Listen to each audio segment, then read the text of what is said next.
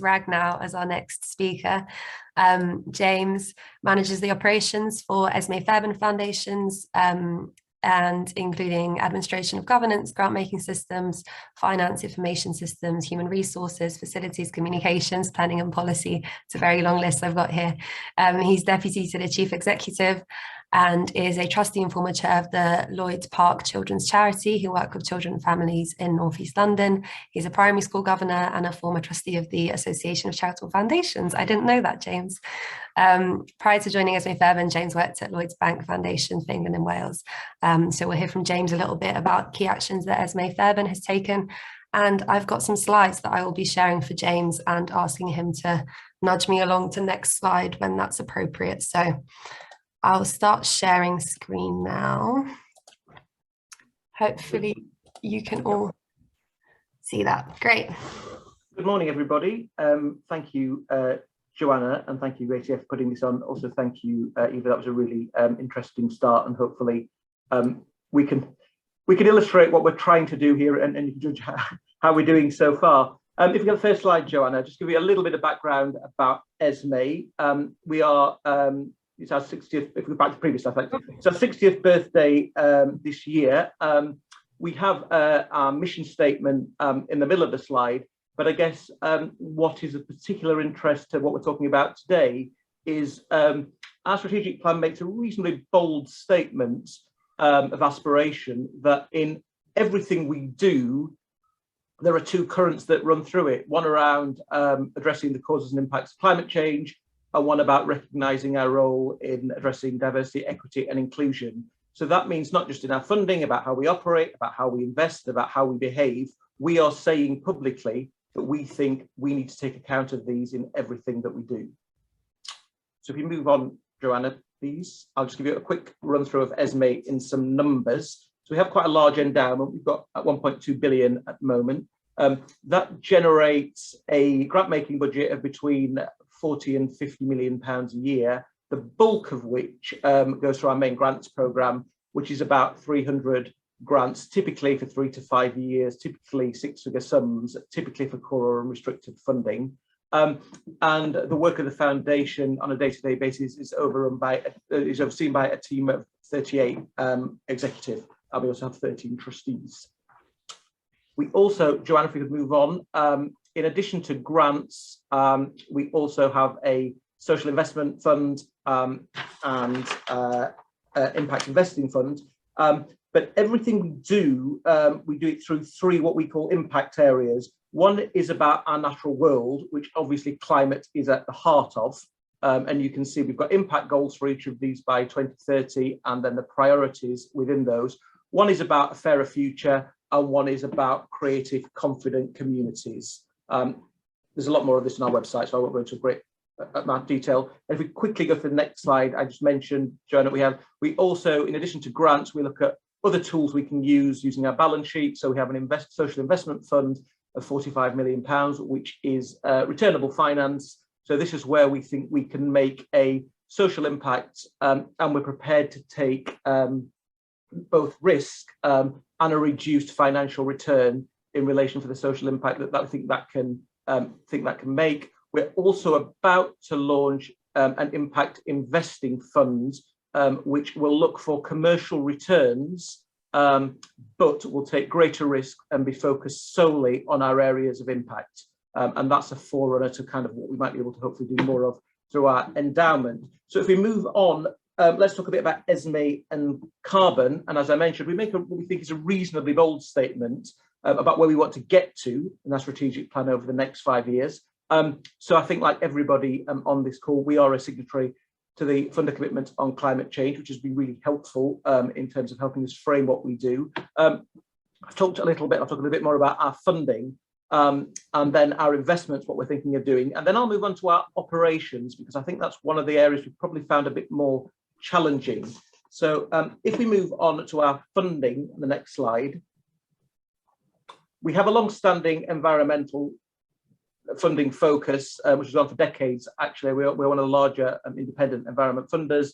Our natural world focus puts that absolutely at the heart of what we do. But we're increasingly thinking, a bit like with DEI, our environment funding shouldn't just be restricted, if you like, to the to the kind of the green focus that runs through our funding, but also what does this mean across all the work that we fund?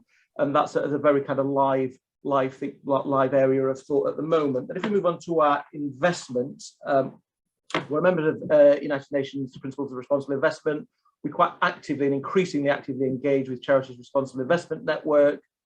We are trying to transition our portfolio towards ESG factors. We want to move to net zero by or before 2040, and we want to become a more challenging shareholder in how we engage.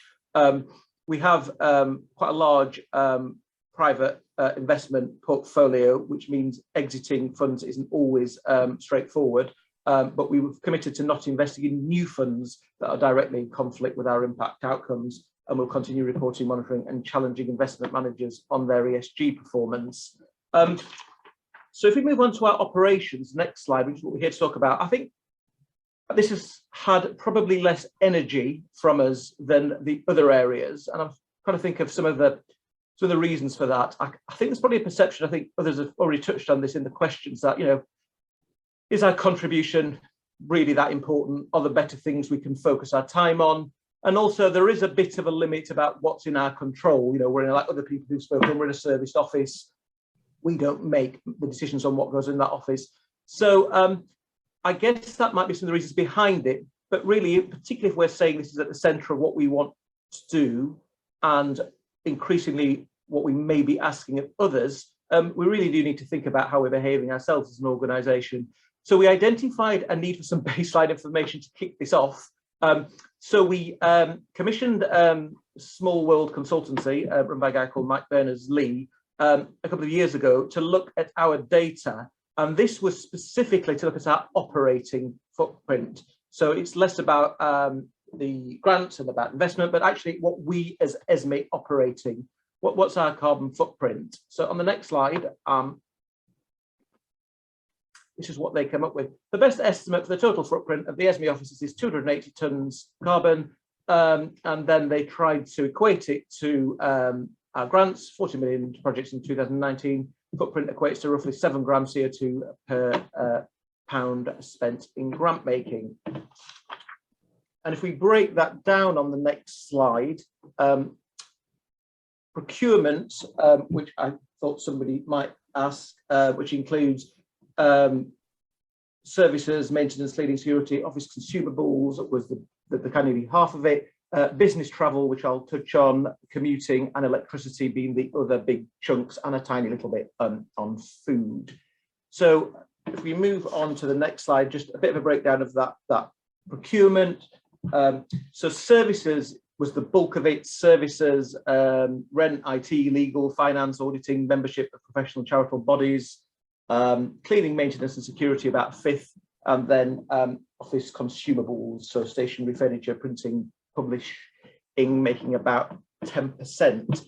So we had this information, but as Eva has alluded to, so what did we do about it? And clearly things started to change in 2020, so we haven't done the survey yet to see what changes we've made. And I think our thinking has taken a bit of a pause with other stuff going on, but we did introduce some short-term actions and some medium-term ones. So in the short term, on the next slide, we had a real think about flights and travel. Everybody in our office uses public transport, walks or cycles. There are no car parking spaces, which is quite helpful. But we had got, particularly on our investment side, a habit of flying sometimes to see things, and sometimes in faraway places. We had some real questions about how necessary that is, and I think the experience of meetings like this probably makes it less and less so. So we have not said we are a completely no flight organisation, because there may always be exceptions.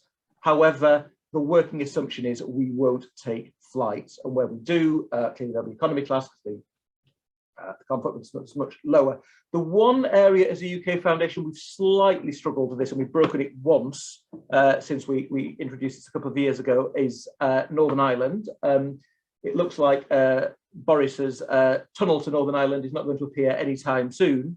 It is quite a challenge, or it can be quite a challenge to get to Northern Ireland quickly, not through flying. So we had somebody who planned to go on a ferry for a trip there, and then that was cancelled, so they had to fly.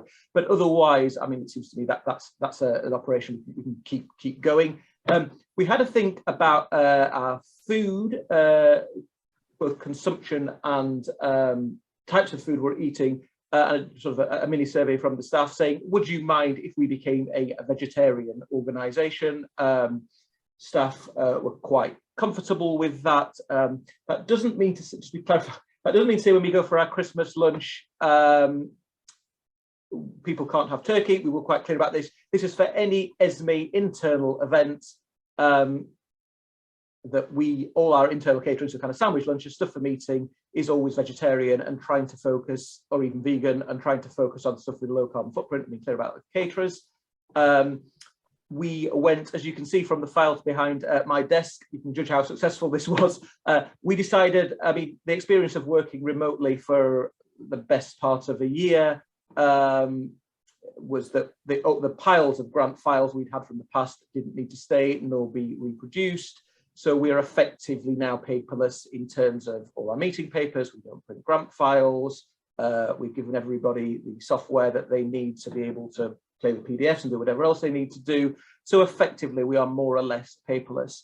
And post, I think, is quite interesting, because in the time I've been at Esmee, when I arrived here, it was quite a while ago, we used to get a sack of mail in and a sack of mail out every day. And much of that was caused by our own systems. So effectively now we don't post anything. We've got a franking machine. We just don't need to. We can easily survive without that, with a few exceptions in the legal profession, which seem to be resisting this change for their own reasons. A question popped up: we only fund in the UK, so international travel in terms of grants is not necessary. So I think they're kind of more low-hanging fruit we've kind of picked on. So, but in the medium term, the next slide, what we are thinking about, and clearly what's happened over the last 18 months has given us a chance involuntarily to pilot some stuff, to try things, to look at different ways of working. So there is a real question for us about how we move forward in terms of a hybrid model. We are convinced that there are real benefits in people coming together in person some of the time. What we now need to work out is how often that has to happen, under what circumstances. We will probably move to a model of having a number of core days in the week when people come into the office, and that's when we have meetings and lunches and events and stuff happening. At the moment, to be frank, we've probably got the worst of both worlds, because we've still got a lease on a serviced office, which is heated and is here, and we have limited control over. And on some days, virtually the whole team are working from home. We do have a lease coming up, so we can think about that going forward. In terms of our governance, again, we've had a think about it. Again, we think there are real benefits sometimes in having meetings. The broad approach we've got to, and I suspect we'll stick with this, is the big meetings. So the board meetings, which we have 6 a year, happen in person, and we might tie lunches to them and other stuff to them. And there's a real benefit of people getting together. But kind of committees and the delegated structure under that, the vast bulk of that happens by Zoom. And that's probably feels around the right balance for us. The office is clearly an area where we have some control in terms of moving or changing. So we will have a think about how we do that. The other thing we have done more of is try to maximise the use of our office. So we have some small charities who use our space. If you get a grant from Esmee, you can use meeting rooms. So we're trying to max out the benefits of it. And the final one, smarter purchasing. I mean, we don't do a huge amount of purchasing, but it is a real question we ask about what the quality of the stuff we bring in, what the longevity of it is, without trying to say to Stalinist. Most of it, or nearly all of it, goes through me, so we can just have a check on if this is something we haven't already got, this is something we need, and how what the footprint of this is. So that's where we are. As I say, I think it's something. It's very much a work in progress. But underlining, I guess, one of the motivations about this is, if we are increasingly interested in and asking others about what they do, we really do need to get our own house in order, and I'm here to learn as much as anybody else about what others are doing, because I'd say this is a this really is a work in progress. Thank you.